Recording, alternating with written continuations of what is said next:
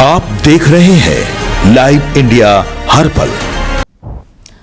नमस्कार, आप देख रहे हैं लाइव इंडिया हर पल। मैं हूं आपके साथ रेखा मिश्रा। बात करेंगे विनेश फोगाट की, जिन्हें सुप्रीम कोर्ट से बड़ी राहत मिली है और सुप्रीम कोर्ट ने इन्हें एक ऐसी इजाजत दे दी है जिसके बाद से यह बेहद ही खुश नजर आ रही हैं। अगर हम बात करें देश की जानी मानी रेसलर विनेश फोगाट की, तो विनेश फोगाट को लेकर के सुप्रीम कोर्ट जो है उसने उन्हें बड़ी राहत दी है और साथ ही सुप्रीम कोर्ट ने कहा है कि विनेश फोगाट जो हैं वह देश का नाम उन्होंने रोशन किया है, तो उन्हें ट्रायल का मौका मिलना चाहिए। देश की जानी मानी wrestler Vinesh Phogat Asian games 2026 के लिए सिलेक्शन ट्रायल्स में हिस्सा ले सकती हैं।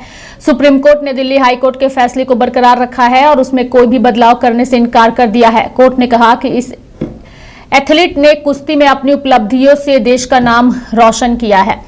एशियन गेम्स के लिए सिलेक्शन ट्रायल 30 और 31 मई को होने हैं। शुक्रवार यानी कि 29 मई को सुप्रीम कोर्ट के 2 जजों की बेंच जस्टिस पीएन नरसिम्हा और जस्टिस आलोक आराधे ने रेसलिंग फेडरेशन ऑफ इंडिया की याचिका पर सुनवाई की। कोर्ट ने इस बात पर चिंता जताई कि हाईकोर्ट ने इस मामले की जांच जिस तरीके से की वह सही नहीं था, लेकिन शीर्ष अदालत ने हाईकोर्ट के आदेश में दखल नहीं देने का फैसला किया।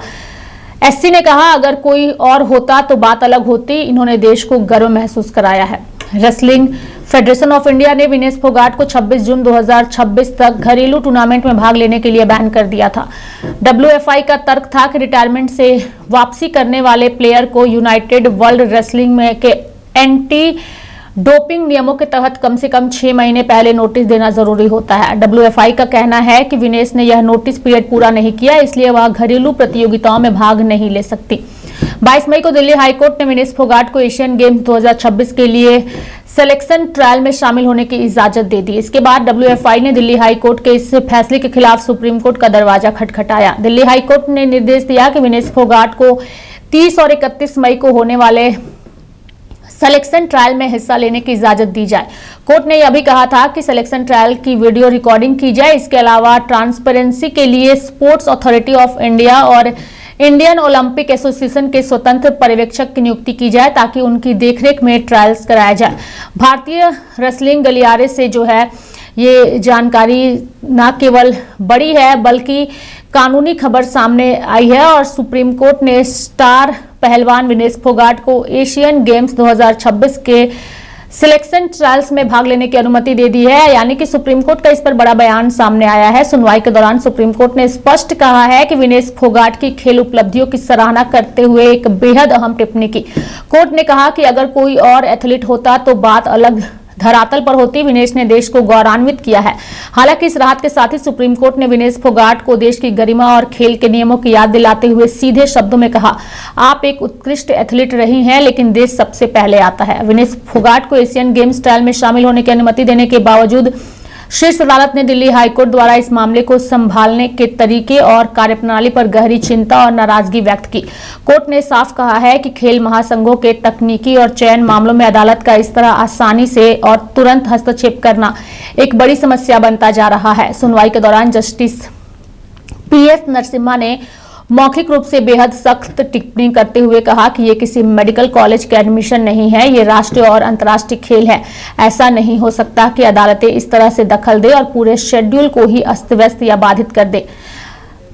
क्या था पूरा विवाद, ये भी आपको जानना होगा। दरअसल एशियन गेम्स 2026 के सिलेक्शन ट्रायल के शेड्यूल और नियमों को लेकर भारतीय कुश्ती महासंघ और पहलवानों के बीच विवाद चल रहा था। विनेश फोगाट ने इस मामले को लेकर दिल्ली हाईकोर्ट का दरवाजा खटखटाया था, जहां हाईकोर्ट ने उनके पक्ष में फैसला सुनाते हुए उन्हें ट्रायल्स में शामिल होने की अनुमति दे दी थी।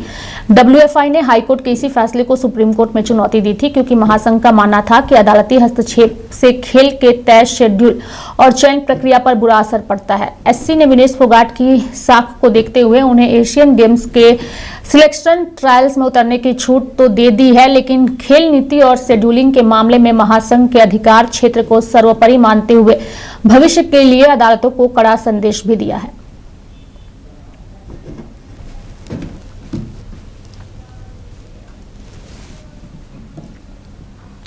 तो मेरे साथ फिलहाल अभी के लिए इस खबर में इतना ही। आप देखते रहिए लाइव इंडिया हर पल। नमस्कार।